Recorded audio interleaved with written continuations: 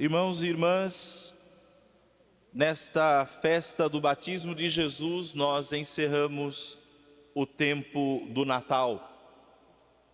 E assim, a partir de amanhã, e aí os domingos também, entraremos no tempo comum da vida pública de Nosso Senhor e do tempo em que Ele passou ensinando e realizando todos os sinais. Obviamente que cronologicamente não batem essas festas, porque Jesus foi batizado com 30 anos de idade. Então nós temos aí um período de tempo em que não se escreveu absolutamente nada sobre Jesus, a não ser aquele episódio que nós ouvimos na festa da Sagrada Família, quando com 12 anos, Jesus, Maria e José foram ao templo, porque todos os anos assim o faziam, para a festa, e Jesus ficou perdido lá no templo. Mas no demais, nós não temos mais nada escrito. E ontem, enquanto meditava aqui com a Assembleia esse Evangelho, algo chamou a atenção, porque, de fato, a nossa vida precisa de períodos assim, como esse da vida de Jesus, em que não é para todo mundo, não é para todo mundo ficar sabendo, não é para todo mundo ter acesso. É necessário que na nossa vida existam momentos em que é só a gente e Deus, vivendo longe dos olhares, longe das atenções, longe dos holofotes, hoje em dia longe das redes. É preciso haver uma vida oculta, não no sentido de coisa escondida, mas de coisas reservadas. Talvez podemos pensar que, com certeza, os evangelistas quiseram saber. Mas Jesus, o que você fez desde a sua infância até os seus 30 anos?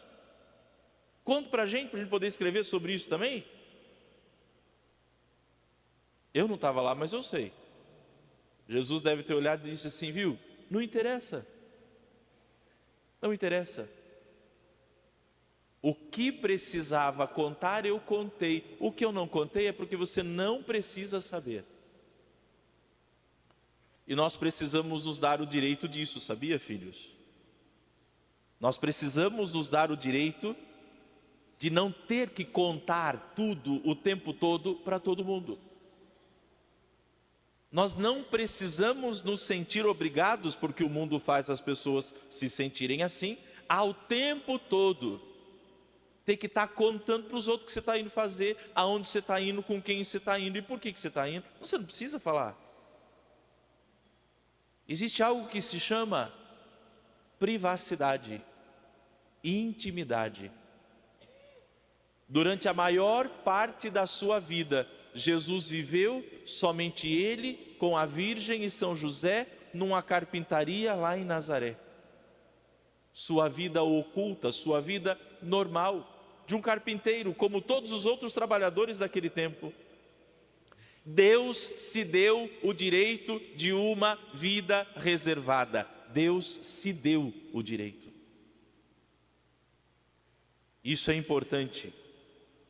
Isso é importante porque a impressão que se dá é que o tempo todo nós temos que ter alguém por perto vendo aquilo que a gente está fazendo. Os que são casados, um conselho: de vez em quando vocês precisam sair sozinhos. Se deem o direito de ser só você, a sua esposa, só você e seu esposo, sem aquela galera toda. As famílias hoje não conseguem se reunir somente marido, mulher e filhos, tem que sempre estar convidando alguém para estar junto. E eu não estou dizendo que isso é errado, pelo amor de Deus. Vocês são maduros o suficiente para entender o que o padre está falando. Mas em determinados momentos é preciso que haja uma vida reservada. Só você, sua esposa e seus filhos dentro de casa. Não tem que o tempo todo estar chamando gente. A impressão que se dá é que tem gente que tem medo de ficar sozinho com a família. Tem gente que tem medo de ficar sozinho com a família. Tem que ter sempre um penetra no meio. A vida reservada, ela é necessária, ela é preciso.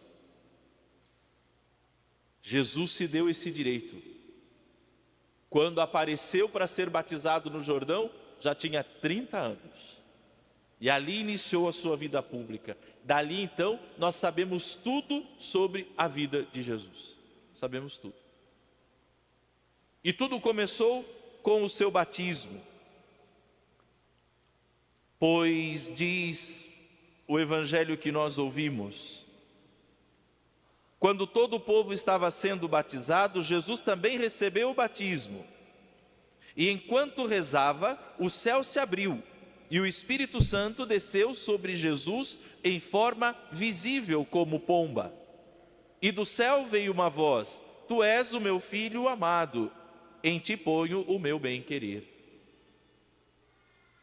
Isso que aconteceu de forma visível no batismo de Jesus, nós sabemos e cremos que acontece de forma não visível, mas espiritual, quando todo cristão é batizado. Por isso, ao celebrarmos hoje essa festa do batismo de Jesus, a igreja nos convida também a lembrar o nosso batismo. A fé dos nossos pais e dos nossos padrinhos, que nos levaram à fonte batismal, e ali deu-se início também a uma grande missão. Assim como Jesus iniciou a sua missão com o batismo no Jordão, a nossa missão de sermos no mundo novos cristos se dá a partir do sacramento do batismo, o primeiro de todos, que nos faz herdeiros de Deus. O batismo nos faz herdeiros de Deus. Filho de Deus, toda criatura é. Toda criatura, todo ser que vem a esse mundo é filho de Deus. Porque antes de que a palavra chegasse à minha boca já me conhece, conhece meus pensamentos, no seio maternal tu me formastes, diz o Salmo. Então toda criatura é filho de Deus. Toma cuidado para dizer que quem não é batizado não é filho de Deus. É filho de quem daí? Todos aqueles que vieram antes de Cristo, então, eram filhos de quem, se não é filho de Deus? Toda criatura é filha de Deus. Mas no batismo, nós recebemos a herança de Deus.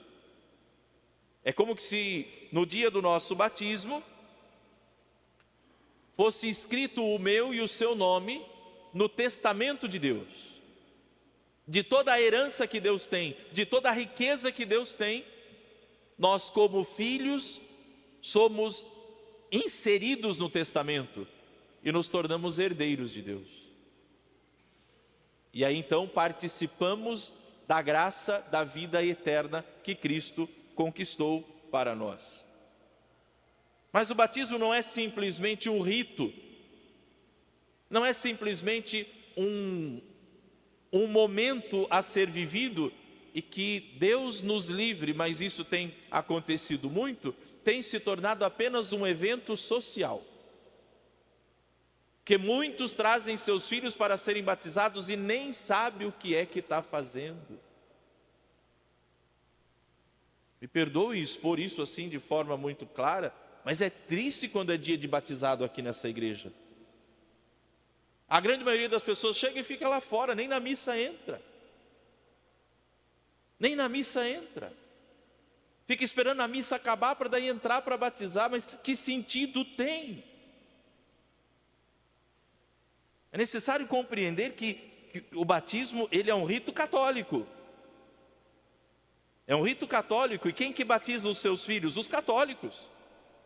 Não é um evento social, não é para tirar foto. Não é para fazer um almoço com o divininho pendurado na parede. Não. É a graça de inserir aquela criança no livro dos herdeiros de Deus. Daqueles que recebem a graça de se tornarem moradas de Deus. O Espírito desceu sobre Jesus e nele permaneceu.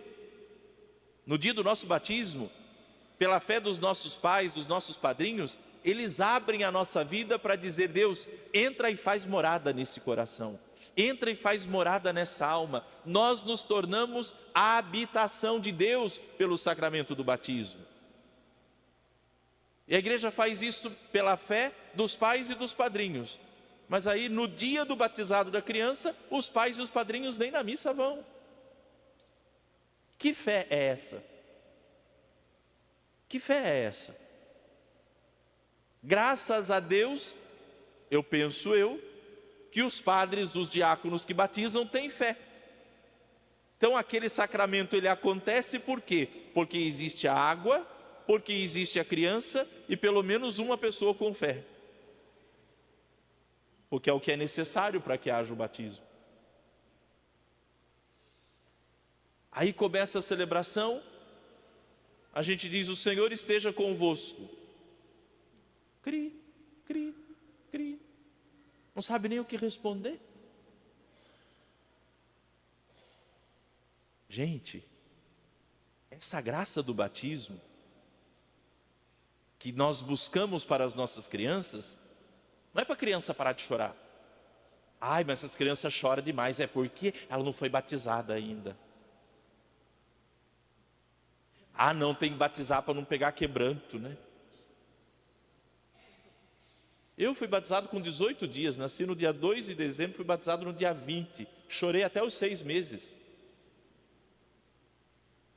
Ou seja, batismo não é para a criança parar de chorar, porque senão o meu não valeu.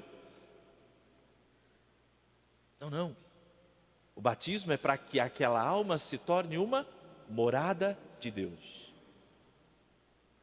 Hoje nós recordamos o nosso batismo. Nós damos graças a Deus pela fé dos nossos pais, dos nossos padrinhos, que nos trouxeram para as águas do batismo. E com isso nos tornamos herdeiros de Cristo, morada da Santíssima Trindade.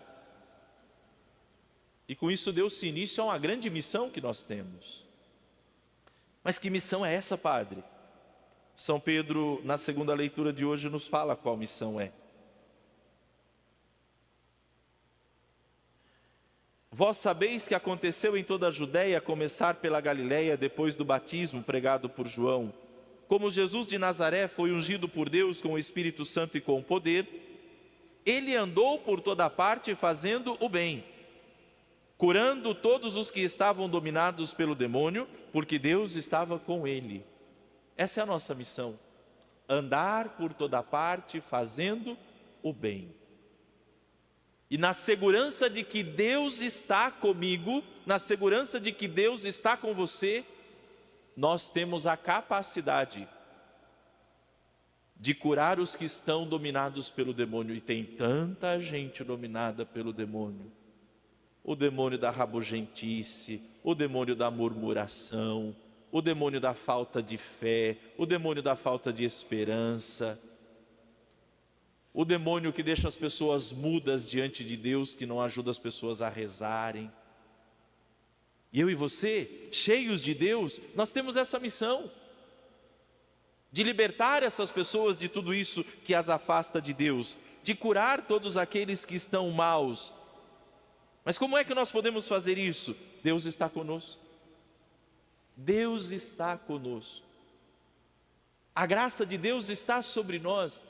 Meu filho, minha filha, entenda uma coisa: pela fé de seus pais, pela fé dos seus padrinhos, se você foi batizado quando ainda era bebê, Deus entrou na sua vida para nunca mais sair.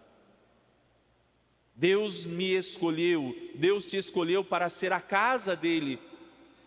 Vós sois templos de Deus, acaso não sabeis que o Espírito Santo de Deus mora em vós? Diz São Paulo, mora. Você é casa de Deus, a sua vida é um templo. Deus habita esse lugar, belíssimo, claro, mas a casa em que Ele mais gosta de estar é a minha vida e a sua vida. Ele está comigo, Ele está com você, e nós o levamos aonde a gente vai. Por todo lugar por onde andamos, nós levamos este Deus que habita dentro de nós, e é Ele quem realiza todas as coisas. O nosso desejo precisa ser sempre fazer bem e fazer o bem. Como São Pedro disse, passou por toda parte fazendo o bem. É assim que o cristão deve se comportar no mundo. É assim que Jesus deve ser anunciado. Porque a minha vida e a sua vida, como habitação de Deus, se torna uma pregação neste mundo. A maneira como nós vivemos, a maneira como nós nos comportamos. E não é como nos comportamos aqui dentro da igreja. Que aqui dentro da igreja todos nós somos uma belezinha. Uma belezinha. Que dentro de tudo nós tem cara de vaquinha de presépio. Coisa maravilhosa. Paz de Jesus, amor de Maria, bom dia. É assim, uma coisa meio melosa, né? Mas tudo bem, né? Mas é como nós nos comportamos lá fora. É como nós nos comportamos lá fora. É como eu, padre, me comporto lá, na fila do supermercado. O padre não frequenta muito lugar, né? Geralmente é lugar para comer e lugar para tomar remédio. Então o padre vai ao supermercado e farmácia, né? Mas é como eu me comporto lá. É ali que dá testemunho de Cristo. Não é quando eu prego aqui na frente. Falar bonito até papagaio fala. Mas é como a gente vive a nossa vida. Eu posso fazer uma pregação linda sobre família aqui. Sobre matrimônio, por exemplo. Mas a mais linda pregação sobre matrimônio é você e a sua esposa, é você e seu esposo que fazem lá dentro de casa. Quando os seus filhos veem como vocês vivem. Quando o seu filho vê a maneira como você trata a mãe dele. Quando ele vê a maneira como você trata o pai dele. É ali que a pregação mais linda sobre família acontece. Eu posso falar muita coisa sobre justiça. Eu posso pregar muita coisa sobre a moral. Mas é a maneira como você se comporta dentro da sua empresa. É a maneira como você se comporta nos seus negócios. É a pregação mais linda sobre honestidade que existe, sem você precisar usar nenhuma palavra. Nenhuma palavra. A maneira como você vive o seu batismo, o passar por toda parte fazendo o bem. Fazendo o bem. Ajudando o mundo a ser um pouquinho melhor. Um pouquinho melhor. Como dizia Santa Madre Teresa de Calcutá, eu sou apenas uma gota no oceano, mas sem essa gota, o oceano seria um pouquinho menor. Talvez o que você faça não é nada. Ah, padre, eu trabalho numa empresa onde tem mais de 200 funcionários. O que sou eu no meio dessa gentarada toda tentando fazer as coisas certas? Você é um filho de Deus. Você é uma filha de Deus. Que no ambiente onde todo mundo costuma fazer o que é errado, você é o único que faz certo. E a sua vida é uma pregação. Como ensinava São Francisco de Assis, é a mais bela página dos evangelhos. Talvez a única que as pessoas tenham contato. E é aí que nós vivemos o nosso batismo. É aí que essa graça que nossos pais e nossos padrinhos nos deram se manifesta. São Pedro olha para aquela multidão que está recebendo o batismo e lembra. Depois que Jesus foi ungido, ele passou por toda parte fazendo o bem. Meu filho e minha filha, eu e você que recebemos esta mesma unção, que recebemos esta mesma graça, andemos por toda parte fazendo o bem. Porque senão, o nosso batismo, ele não nos diferencia das outras pessoas. Sobretudo nós que estamos aqui todo final de semana. Se vimos aqui, ouvimos a palavra de Deus, comungamos da Eucaristia e nos comportamos lá fora como se comportam os pagãos, isso não ajuda as pessoas a chegarem na igreja. Isso não ajuda. É a maneira como nós nos comportamos. Claro, a gente tem um anseio, tem um desejo. Ah, não, porque eu preciso convidar meus colegas para fazer ICC, para fazer JC. Ah, não, porque você precisa ir no acampamento. De que adianta a gente falar tudo isso para as pessoas, se na convivência com elas nós não damos testemunho? Se convivendo com essas mesmas pessoas que nós queremos tanto que se convertam, nós vivemos como inconversos, gente não convertida, não adianta. Pela graça do batismo, Deus se tornou um hóspede perpétuo dentro de nós. E é a força dele, é a graça dele quem vai nos ajudando a vivermos num mundo cheio de tanta maldade, a sermos aquele que passa fazendo o bem. Que quando a minha e a sua peregrinação nesta terra terminar, e as pessoas forem falar da gente, talvez elas não vão ter muita coisa para falar, porque como Jesus, talvez a gente escolha viver uma vida um pouco reservada. Mas sempre que as pessoas forem lembrar da gente, elas digam: passou por esse mundo fazendo bem. Quanta gente foi alcançada pela vida dessa pessoa. Quantas vidas foram mudadas pela vida dessa pessoa, pelo bem que ela fazia bem todas as coisas. Em casa, foi uma boa dona de casa, foi um bom profissional, foi uma boa profissional. Com as pessoas, fazia o que podia pelas pessoas. Nossa, nós nunca ouvimos fulano falar mal de ninguém. Nunca passou a perna em ninguém. Viveu bem o seu matrimônio na fidelidade. Essa é a graça que Deus nos dá pelo batismo e que nós somos chamados a viver.